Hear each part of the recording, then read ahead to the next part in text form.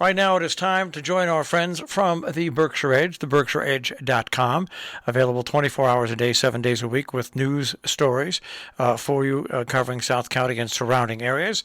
And on a Wednesday morning, we're joined by both David and Marcy. Good morning, guys. Thanks for joining us. Good morning. Good morning.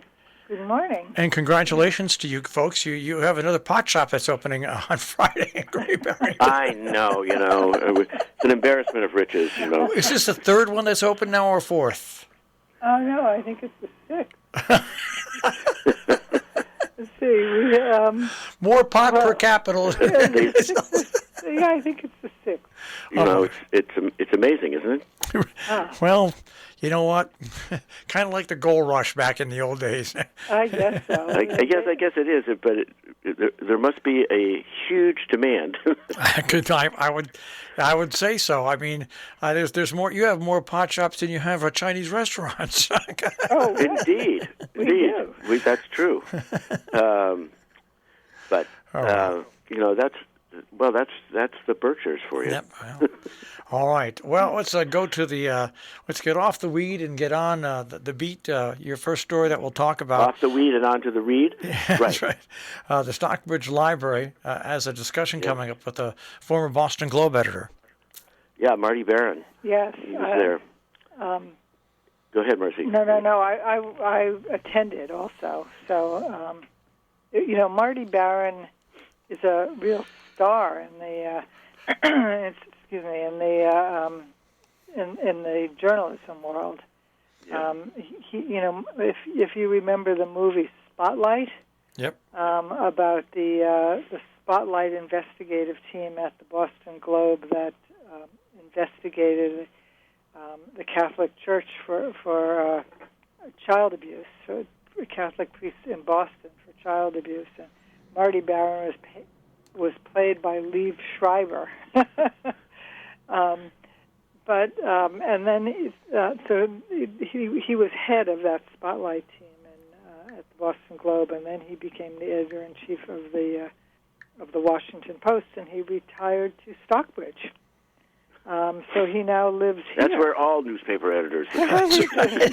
So he now lives here, and there was a conversation with him at Stockbridge Library on Saturday, which was extremely well attended. It was very interesting to see how many people came out to hear him. It was standing room only, and they had a big room. So he was very interesting, talking about censorship. The conversation began about censorship, about why is it that people are censoring books, that so many books are being put on a list that can't be taught in classrooms or can't be available in schools, classrooms, or libraries.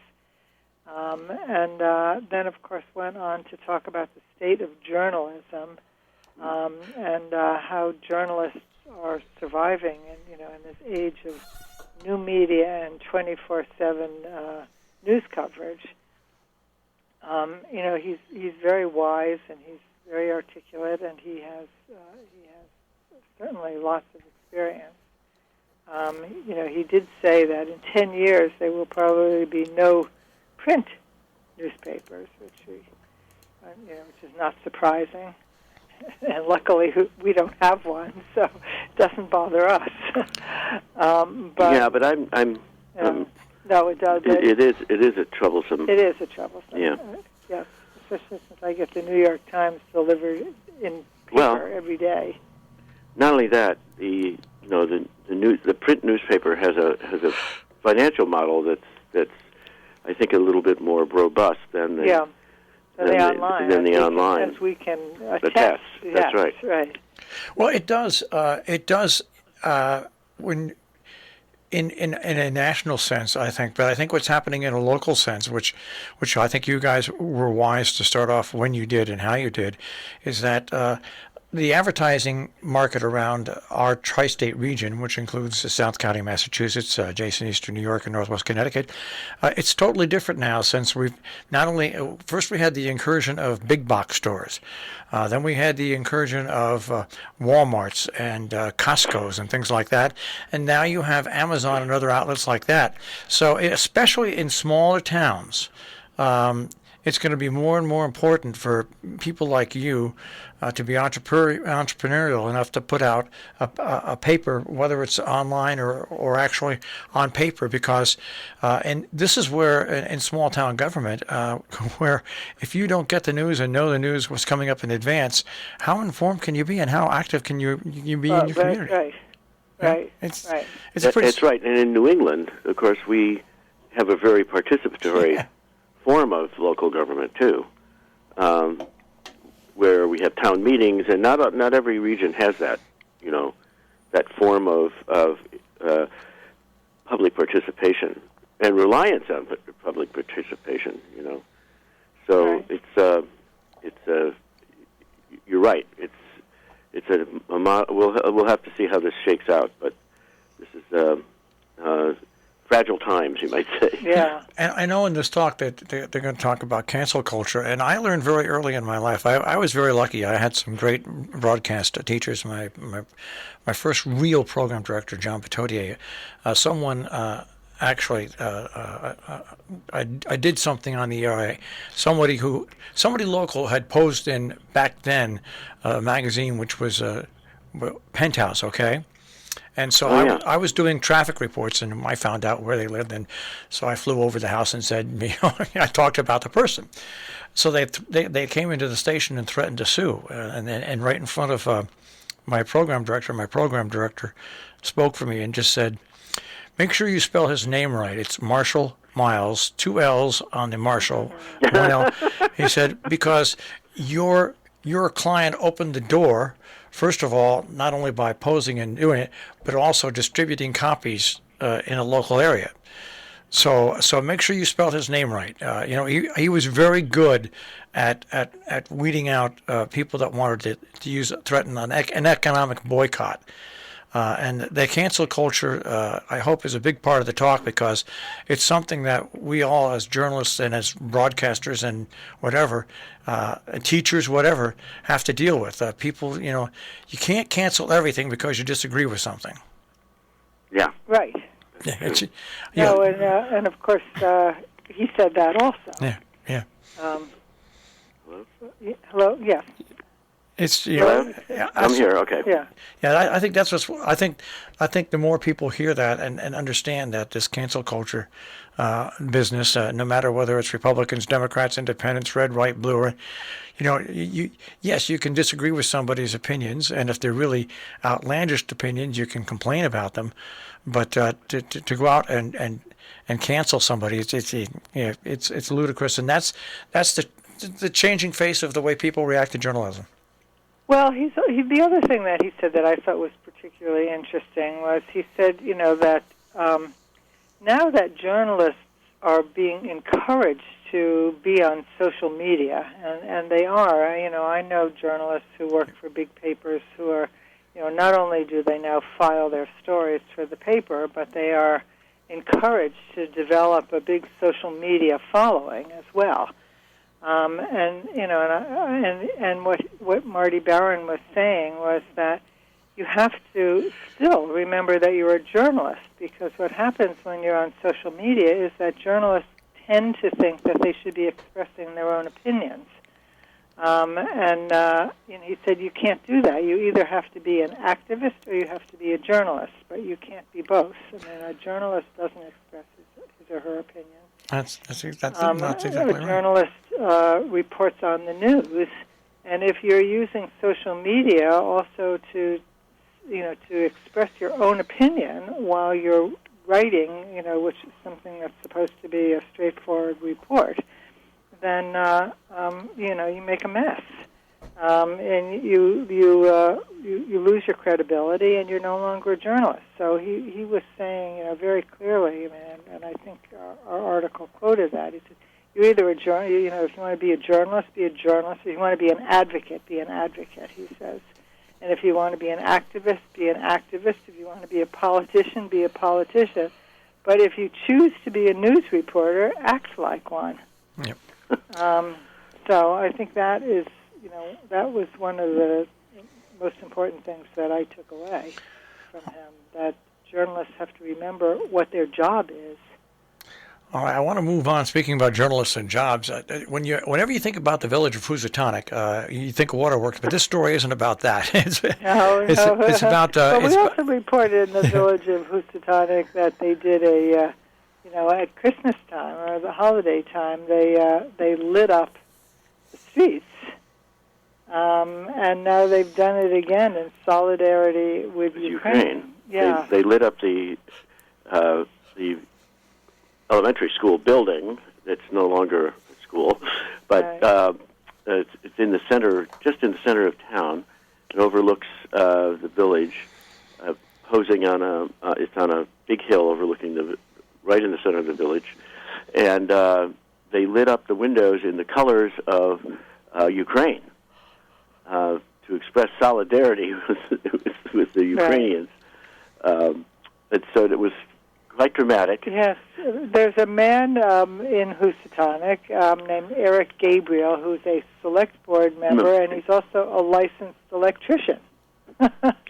And so he played a key role in bringing lights to the school building during the Christmas time, and now the lights have changed color. They were green and red at Christmas time, and now they're blue and yellow. So it we have nice pictures of it too. It's an encouraging sign. Across the line in New York State, the past week, 2 local fundraisers were held for Ukraine, and those local fundraisers raised, get this, over $125,000. Oh my gosh. 125, which went right to 501c3 charities, which once the money's given to them within 3 days, it's transferred to the Polish border with Ukraine, and within 4 days is helping people in the Ukraine. So that's just another one of the stories that goes along how this area recognizes what's going on in Ukraine, whether it's showing support or and responded so quickly to it. It's amazing that we identified so quickly with those poor people, Right. Yeah. We'll go on to your next story. Lisa Donovan from the Massachusetts College of Liberal Arts, an idea coming up with a way to integrate arts into a traditional education curriculum. Yes, this is her. She's a MCLA professor, and her idea is to integrate the arts into the instruction for elementary school kids, and it's an interesting idea. And in any case, we have a long story about her and how this works in the curriculum. And her idea is that the students learn as better in a way when their education is integrated with storytelling and poetry and music and visual arts, as well as creative movement. Right. Yeah, so it's an interesting proposition, but she gives she gives strategies with model lessons, right, which show teachers how to do this. Yeah. And teachers, have been picking it up, all over the country. Yeah. So this is very interesting. So she's an innovator, an yes. education innovator, and so this is. So she leads a couple of organizations: the Creative Compact for Collective and Collaborative Impact, right, but also the Berkshire Cultural Asset Network. So that she is working with schools and around Berkshire County to show teachers how to integrate the arts into their curriculum. Very interesting. Well, it is, and the Berkshires are known for they're performing arts and visual arts, opportunities here. Right. So it makes sense that this local schools should just take advantage of this. Yeah, and she says, I mean, we are so ideally placed in the Berkshires. I mean, we have such extraordinary cultural assets here in the Berkshires, and that, the schools are not making enough use of them, and they're not integrating them sufficiently. So the kids who are being educated in Berkshire County don't really know, they don't know what they have here, and they don't know how to appreciate it, and they are not visiting it or using it. Yeah, I mean, we have, for example, Mass MoCA in North Adams is a world-class museum, and with not only exhibits that are astonishing, but also, creative activities. Creative activities and performing arts events. So, it makes sense for the schools here to take advantage of that. And, what's great about this is that these institutions here are open to this idea. Yes, right. Which is also an advantage. Right.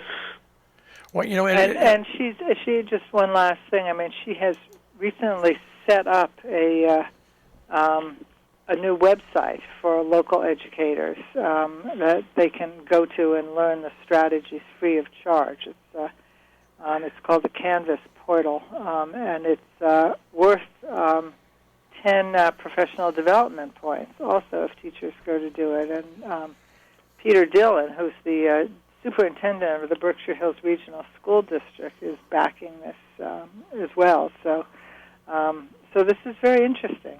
There's been forays into this. I mean, you look at Shakespeare and Company, the way they deal with schools, and also here in Region 1 many years ago, Region 1 Arts Fund was formed, and one of the first things they did is, with the cooperation with Hotchkiss School, there's a Region 1 Arts Day for elementary school students, where the students spend a whole day sampling and listening to and participating in just about every form of art there is.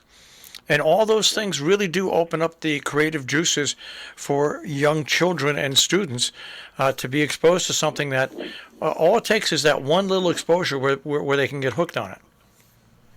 Yep. Yeah. Yep.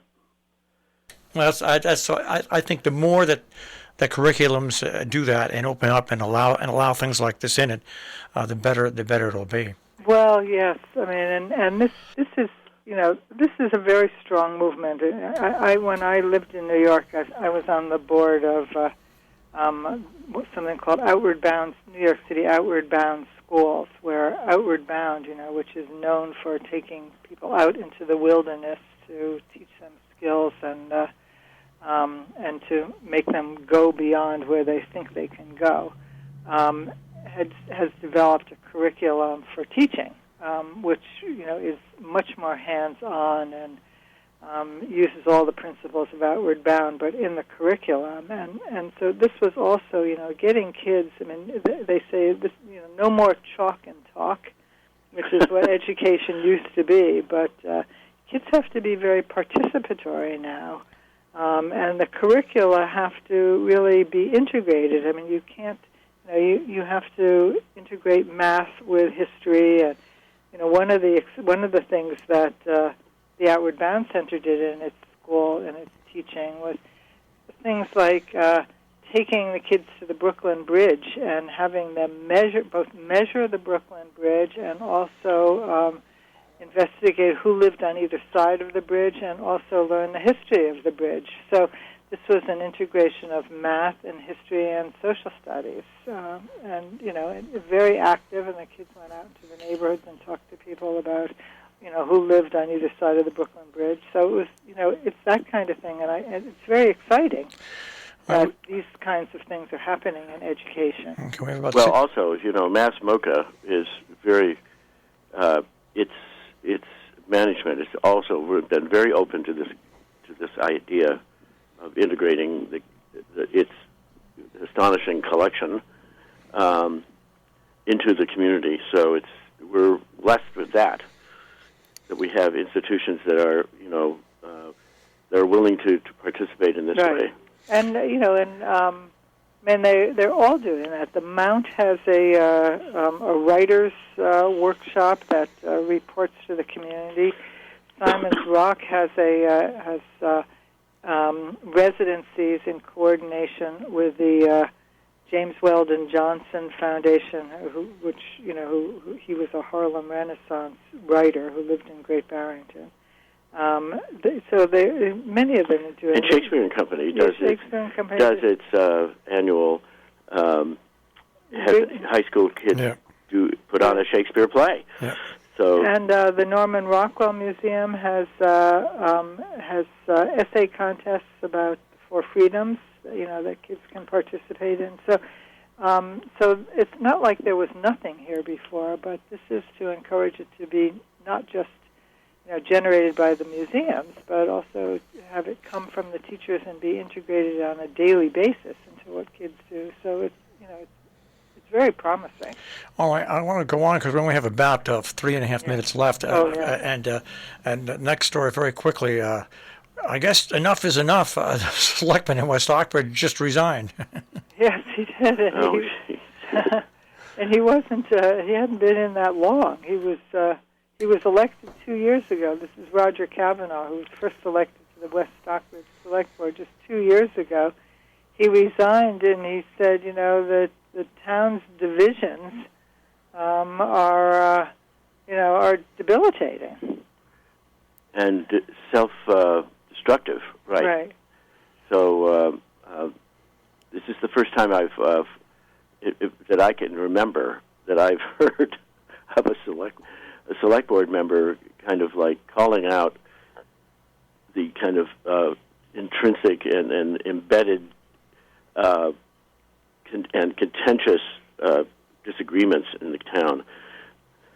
And he was a well-respected member of the select board. Yeah. So this is not by all sides, by all sides, political right. stripes.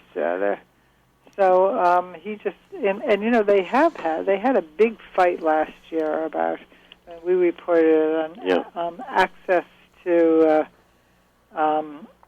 There's a performance space that was doing outdoor concerts and on its own land, and somebody.